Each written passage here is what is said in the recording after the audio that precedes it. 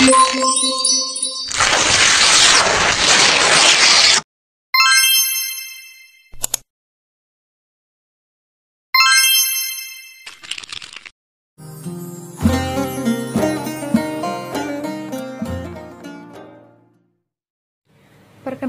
nama saya Novi Nurwahida dari kelompok 5 Sejarah Peradaban Islam. Di sini saya akan menjelaskan mengenai sejarah Umar bin Khattab.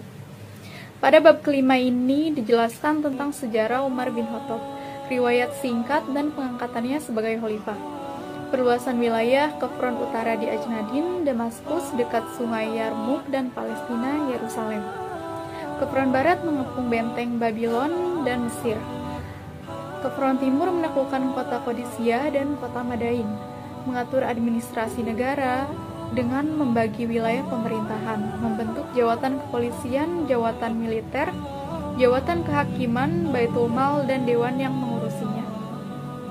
Dan menciptakan tahun baru Islam sampai Umar wafat. Pertama yaitu riwayat Umar bin Khattab. Nama lengkapnya adalah Umar bin Khattab bin Nafil bin Abdullah al-Huzaibrabah bin Ka'ab bin Luay al-Quraisy. Silsilah Umar bertemu dengan Rasulullah pada kakek ke-7, sedangkan dari pihak ibunya pada kakek ke-6. Umar dilahirkan di Mekah 4 tahun sebelum Perang Fizar, tetapi menurut Ibnu Atsir, dia dilahirkan 13 tahun sesudah kelahiran Nabi Muhammad SAW. Hal ini berarti beliau lebih muda 13 tahun dari Nabi Muhammad SAW. Semasa kecil dia mengembala kambing ayahnya dan berdagang ke negeri Syam. Jika terjadi perang antara suku, dia selalu diutus sebagai penengah. Umar masuk Islam pada tahun kelima dari kerasulan Nabi Muhammad SAW. Setelah masuk Islam, dia menolak menyembunyikan keislamannya. Diangkat menjadi khalifah. Ketika Abu Bakar sakit, dia memperhatikan sahabatnya siapa di antara mereka yang sesuai diangkat menjadi khalifah yang tegas di antara dua sahabat, yaitu antara Umar bin Khattab dan Ali bin Abi Thalib.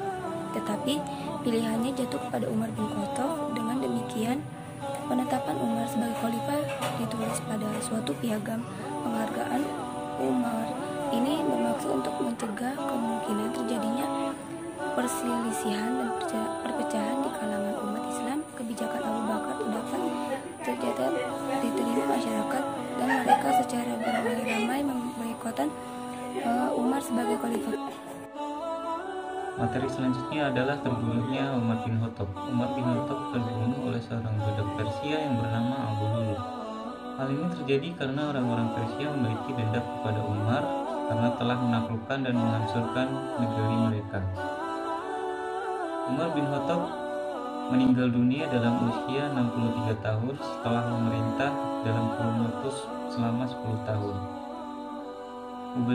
Ubaidillah bin Umar kemudian mencari Abu Lulu dan menemukannya setelah 1 minggu. Lalu kemudian ia membunuhnya.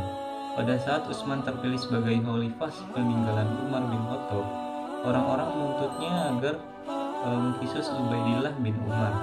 Tapi sangatlah menyedihkan.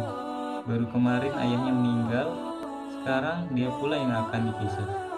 Maka Khalifah Utsman menebusnya dengan membayar diat dari hartanya sendiri. Abu Ubaidah melanjutkan peperangan yang dimenangkan Khalid di Ajnadin. Sasaran berikutnya adalah Damaskus, ibu kota Syria. Kota ini dikepung selama 6 bulan dan akhirnya menyerah. Untuk membalas kekalahan Romawi di Damaskus, Heraklius, Kaisar Bizantium menyiapkan pasukan sebanyak 200.000 orang. Di pihak Islam hanya 25.000 orang. Pertempuran sengit terjadi di dekat Sungai Yarmuk. Pasukan musuh mengikatkan diri atau sama lain dengan rantai. Kemudian kala juga Heraklius melarikan diri ke seraya berkata, selamat tinggal Syria, aku tiada akan kembali lagi. Yang kedua, bagian barat.